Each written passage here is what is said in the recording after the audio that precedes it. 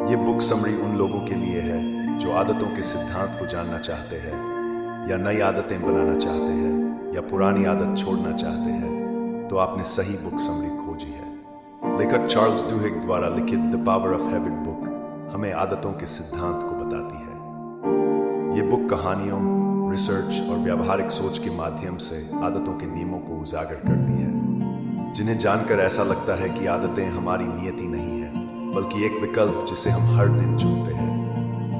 हमारे द्वारा जाने अनजाने में डाली गई आदतें अगर हमें पसंद है तो इन्हें और बेहतर, और पसंद नहीं है तो इन्हें इस बुक की मदद से सहजता से छोड़ा भी जा सकता है। सफल लोग इसलिए सफल नहीं होते कि वे बहुत मेहनती होते हैं, बल्कि इसलिए सफल होते हैं क्योंकि उनकी आदतें सफलता की ओर ले जाने वाली होती हैं। इसलिए वे धीरे धीरे सफलता तक पहुंच ही जाते हैं। इस बुक समरी में हम ऐसी ही आदतें बनाने के बारे में जानेंगे। हैबिट लूप को समझना। हैबिट लूप 3 क्रियाओं से मिलकर बना है, जिसमें संकेत, दिनचर्या और इनाम शामिल है।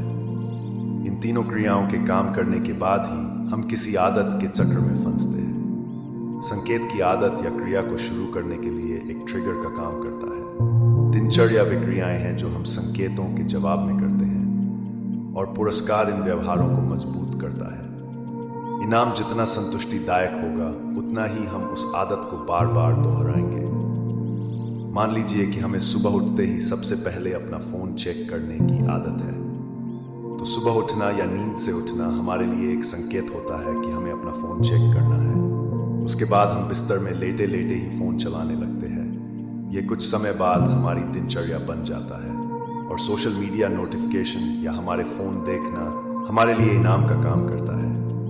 ये दिनचर्या हम जितनी बार दोहराते हैं, ये हमारे लिए एक आदत का चक्र बन जाती है। सुबह उठना, फोन देखना, चाहे हमें कोई काम हो या ना हो। इससे बचने के लिए हम अपना फोन अपने बिस्तर से दूर रख सकते हैं, या घर के किसी सदस्य को दे सकते हैं, ताकि हमारी इस आदत के चक्र को तोड़ा जा सके। वैज्ञानिक तरीके से आदत बनाना हमारी आदत हमारे माइंड में एक पैटर्न बनाती है। जब हम अपनी परेशानी में होते हैं तब हमारा माइंड ज़्यादा एक्टिव होता है और हर चीज़ को याद करने की कोशिश करता है, और जब हमें उस परेशानी का हल मिल जाता है तब हमारा माइंड उस प्रक्रिया को याद कर लेता है और उसका एक पैटर्न बना लेता है। जब हम दोबारा वैसी परिस्थितियों का सामना करते हैं तब हमारा माइंड उस पैटर्न को फिर से दोहराता है। इस प्रकार वह पैटर्न हमारे दिमाग में और मजबूत होता जाता है। कुछ समय बाद हमें इस आदत के पैटर्न पर अधिक सोच विचार की आवश्यकता नहीं होती है। वैज्ञानिकों ने अपने रिसर्च में पाया है कि जब हम किसी आदत से जुड़ने का प्रयास करते हैं, जैसे कार चलना सीखना, तब प्रीफ्रंटल कॉर्टेक्स, जो हमें निर्णय लेने में मदद करता है, में अधिक गतिविधि देखी जाती है। जब हम कार चलाना सीख जाते हैं तब प्रीफ्रंटल कॉर्टेक्स में गतिविधियां कम हो जाती हैं, और उस आदत को बेसल गैंग्लिया, ये किसी भी आदत को स्वचालित बनाता है, मैनेज करने लगता है। प्रभावशाली आदतों को पहचानना। लेखक उन आदतों को ढूंढने और उन पर काम करने पर जोर देते हैं जिसका प्रभाव हमारी जिंदगी के दूसरे कामों पर भी पड़ता है, क्योंकि ये आदतें हमें कम कामों में अधिक उत्पादक बना देती हैं। हमारा जीवन पूरी तरह आदतों पर ही चलता है, और इन आदतों में कुछ हमें सफलता की ओर ले जाती है तो कुछ असफलता की ओर, और कुछ हमें कहीं नहीं ले जाती। सफलता के लिए हमें 2 को बढ़ाना और 1 को कम करना जरूरी है। जो एक सफलता के लिए सफल आदतों को बढ़ाना और असफल आदतों को कम करना होता है।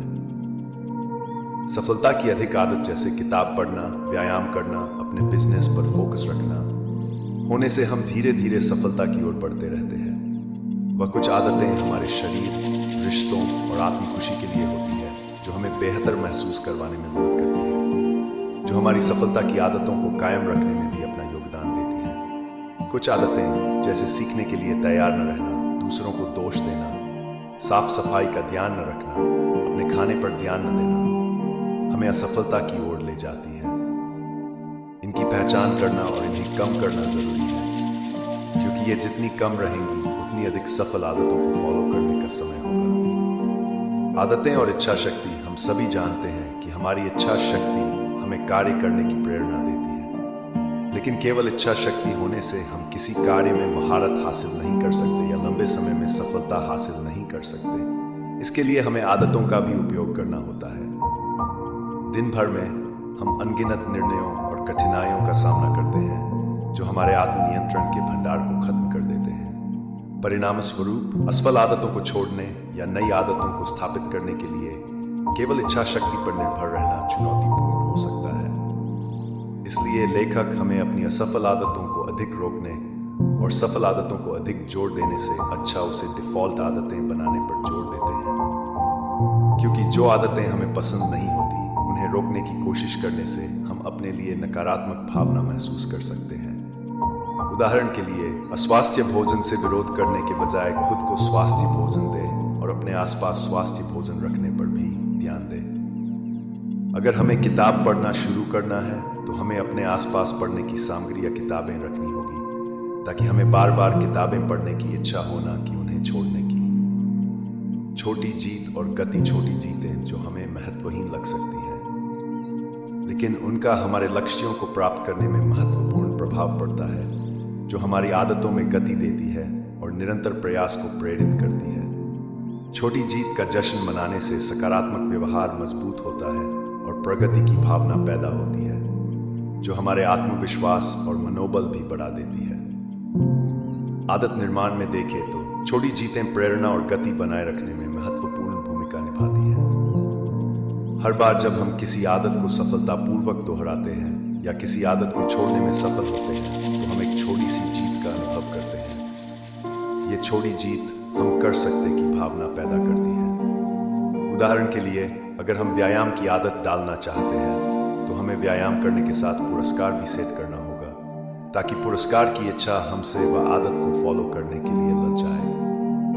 जब हमें मनोरंजक पुरस्कार मिलते हैं तो अपनी आदतों पर टिके रहने और उसे प्रतिदिन फॉलो करने की संभावना बढ़ जाती है।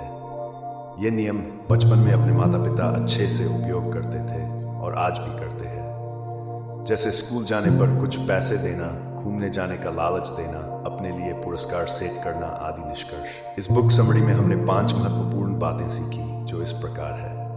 पहली, प्रत्येक आदत एक लूप की तरह काम करती है, जिसमें संकेत, दिनचर्या और इनाम शामिल है। दूसरी, हमारा माइंड हर काम को जल्दी और बिना सोचे करने के लिए हर परिस्थितियों के हल का एक पैटर्न बनाता है। तीसरी, हमें लेवरेज वाली आदतों को पहचान कर अपनी आदतों से अपने जीवन को बेहतर कर सकते हैं। चौथी, हम आदतों को पूरी तरह इच्छा शक्ति पर नहीं छोड़ सकते, इसलिए हमें इन्हें डिफॉल्ट बनाना होता है। और पांचवी, छोटी छोटी जीतें हमें अपनी आदतों पर कायम रहने की प्रेरणा देती हैं।